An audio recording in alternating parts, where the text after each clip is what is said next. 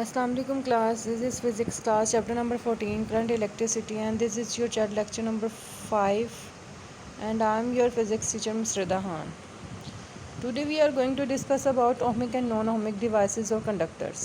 ये short questions के लिए इम्पॉर्टेंट है, इनका डिफरेंस भी पूछा जाता है और ये अलग से भी शॉर्ट क्वेश्चन में आते हैं। ohmic और नॉन ohmic डिवाइसेस कौन सी होती हैं, ऐसी डिवाइसेस इनकी डेफिनेशन करनी है। जैसे मैंने आप लोगों को शॉर्ट क्वेश्चन में अभी मैंने आपको स्क्रीन पे नज़र आ रहा है, इसकी डेफिनेशन करनी है, इसका ग्राफ करना है और इसकी एग्जांपल करनी है। ठीक है, फर्स्ट में जो डेफिनेशन है वो ohmic डिवाइसेस की है और उसके नीचे उसकी एग्जांपल लिखी हुई है। और जो अपर साइड पे आपको जो डायग्राम नज़र आ रही है ohmic, मतलब कि स्ट्रेट लाइन ग्राफ जो आपको नज़र आ रहा है ये ohmic डिवाइसेस का, ये अपनी बुक पे आप मार्क कर लीजिएगा। ठीक है, और जो नीचे आप बॉटम पे आपको नज़र आ रहा है ग्राफ वो नॉन ohmic डिवाइसेस का। ठीक है, और उसके नीचे इसकी एग्जांपल डेफिनेशन लिखी है और एग्जांपल भी लिखी हुई है।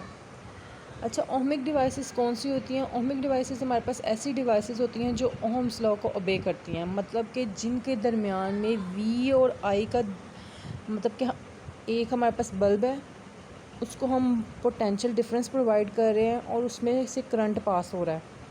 अगर हम उसका V और I का रिलेशन देखेंगे वो स्ट्रेट लाइन होगा तो वो ओहम्स लॉ को ओबे कर रहा होगा। ठीक है, ऐसी डिवाइसेस जो ओहम्स लॉ को ओबे करती हैं उन्हें हम कहते हैं ohmic डिवाइसेस। ठीक है, इनका जो ग्राफ होगा, अगर हम V और I के दरमियान में प्लॉट करेंगे ग्राफ, तो वो एक स्ट्रेट लाइन होगा। स्ट्रेट लाइन होगा मतलब कि उनकी रेजिस्टेंस जो होगी वो थ्रू आउट द ग्राफ क्या होगी, कांस्टेंट होगी। ठीक है, इसकी डेफिनेशन है ohmic devices are the devices that obey Ohm's law.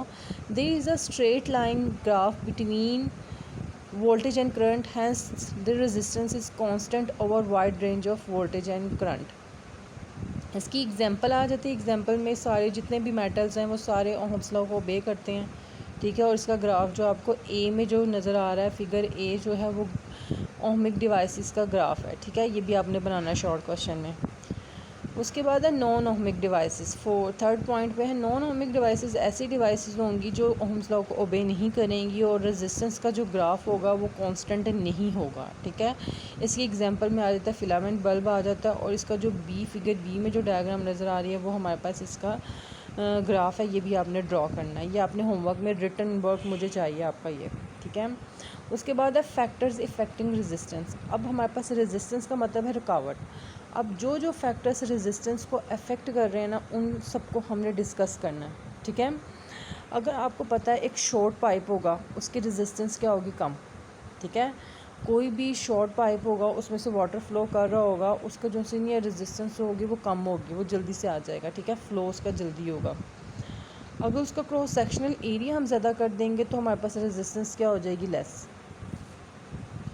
ठीक है, a short pipe offers less resistance to water flow than a long pipe। ठीक है, also the pipe with larger cross sectional area offer less resistance than the pipe having smaller cross sectional area।